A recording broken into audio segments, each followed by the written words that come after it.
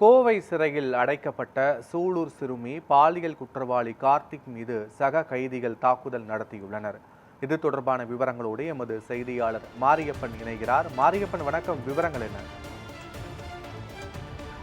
பத்மநாபன் கடந்த சில தினங்களுக்கு முன்பு கோவை சூலூர் அருகே சிறுமி 10 வயது சிறுமி சடலமாக வைக்கப்பட்ட சம்பவம் பெரும் அதிர்வலைகளை ஏற்படுத்தியது. அந்த சிறுமி கொலை செய்யப்பட பாலியல் வன்கொடுமை செய்யப்பட்டு பிறகு கொலை செய்யப்பட்டு தூக்கி, அதாவது குளக்கரையில் தூக்கி எறியப்பட்டிருந்தார். அதன் தொடர்ச்சியாக போலீசார் தீவிர விசாரணை மேற்கொண்டு இருவரை கைது செய்திருந்தார்கள்.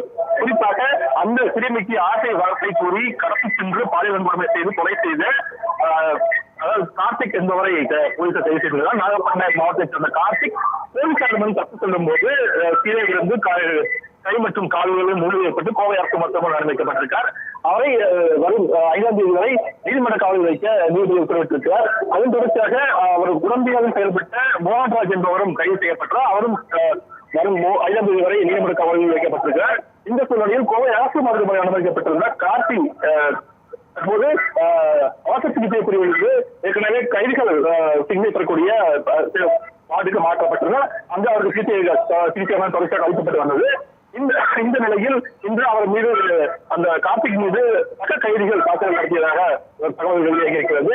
சக கைதிகள் தாக்குதல் நடத்தியதன் காரணமாக கார்த்திக் படுகாயமடைந்தார். மேலும் படுகாயமடைந்த கார்த்திக் தற்போது அருகில், அதாவது மற்றொரு வார்டுக்கு மாற்றப்பட்டு தொடர்ச்சியாக சிகிச்சை அளிக்கப்பட்டு வருகிறது. பல கைதிகளை கார்த்திக் தாக்குதல் நடத்திய சம்பவம் பெரும் அதிர்ச்சி ஏற்படுத்தக்கூடிய சூழ்நிலையில் போலீசார் தொடர்பாக விசாரணை மேற்கொண்டு வருகிறார்கள். விவரங்களுக்கு நன்றி மாரியப்பன்.